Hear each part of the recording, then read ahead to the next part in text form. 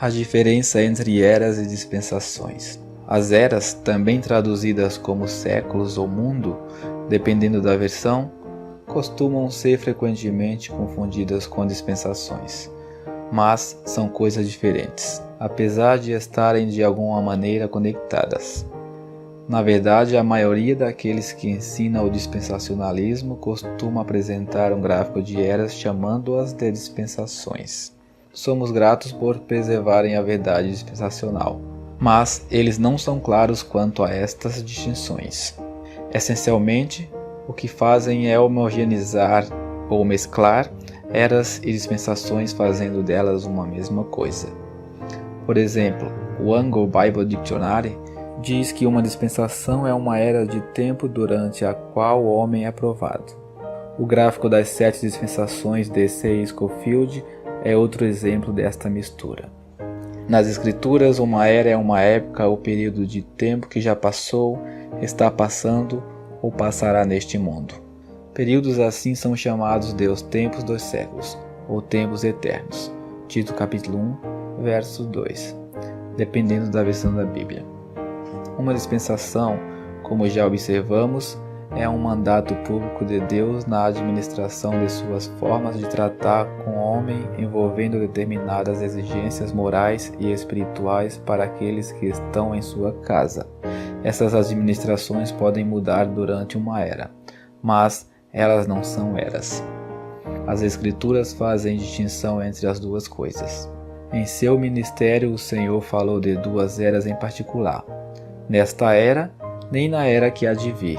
Mateus capítulo 12, verso 32, versão NVI. Esta era é a era mosaica, que começou no Sinai e estava em processo nos dias da primeira vinda do Senhor.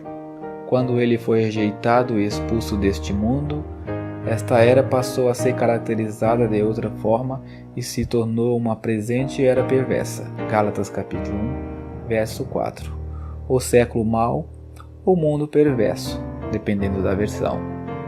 Isto porque os poderosos desta era, 1 Coríntios capítulo 2, versos 6 e 8, ou príncipes deste mundo, ou poderosos desta época, cometeram o maior de todos os pecados ao crucificarem o Senhor da Glória.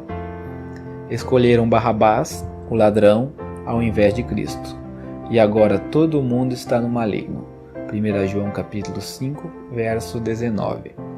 Alguns acham que o atual chamamento de Deus por meio do Evangelho colocou a era mosaica em suspenso, e que ela não recomeçará a não ser em algum dia no futuro.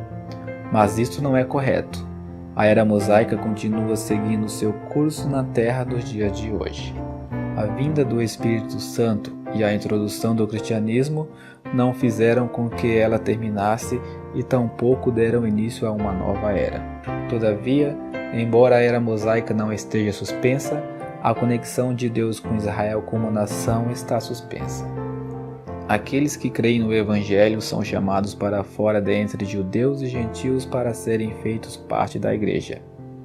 Eles são libertados da presente era perversa, Gálatas capítulo 1, verso 4, e já não fazem parte dela, no que diz respeito à sua posição diante de Deus.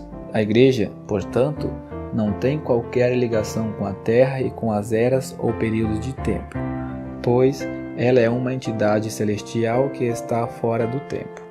Portanto, falar dos tempos atuais como era da igreja não está doutrinariamente correto. A igreja está na terra no presente momento como peregrina em sua jornada rumo ao seu lar celestial. Sua vocação, caráter e destino são todos celestiais. Veja 2 Coríntios capítulo 5, verso 1, Efésios capítulo 1, verso 3, capítulo 2, verso 6, capítulo 6, verso 12, Filipenses capítulo 3, verso 20, Colossenses capítulo 1, verso 5, Hebreus capítulo 3, verso 1, capítulo 11, verso 16, capítulo 12, verso 22, capítulo 13, verso 14 e 1 Pedro capítulo 1, verso 4. Já que a igreja continua na terra e atravessa esta era que é marcada pelo mal, as exortações do apóstolo são para nos mantermos separados de seu caráter e maneiras.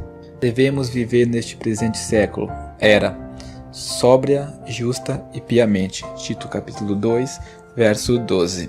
Os crentes devem rejeitar a sabedoria desta era, pois Deus tornou louca a sabedoria deste mundo. 1 Coríntios capítulo 1, verso 20.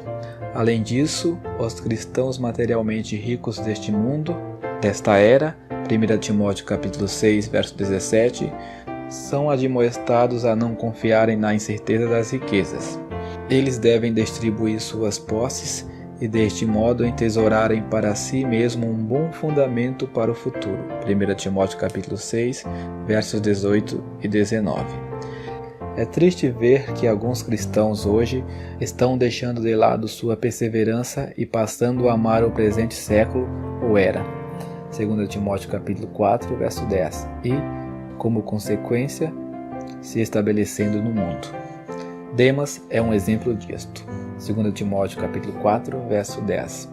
Sabemos, a partir das escrituras proféticas, que a era atual tem ainda no mínimo mais 7 anos para o seu fim, os quais começarão a contar após a igreja ser chamada para o céu. Esses 7 anos formam a 70ª semana de Daniel, capítulo 9, verso 27. Esta era está neste momento sob o controle de Satanás, que é o seu Deus e príncipe. Veja 2 Coríntios capítulo 4, verso 4 e Efésios capítulo 2, verso 2. Ela terminará com a manifestação de Cristo naquilo que é chamado de fim do mundo, fim de era.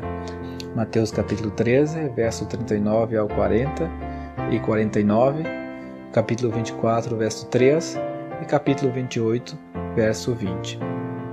Nessa ocasião, o Senhor inaugurará o século futuro, ou era futura, que é o milênio. Mateus capítulo 12, verso 32, Marcos capítulo 10, verso 30, Efésios capítulo 1, verso 21 e Hebreus capítulo 2, verso 5 e capítulo 6, verso 5. Quando o milênio tiver terminado, seu período de 1000 anos virá o estado eterno.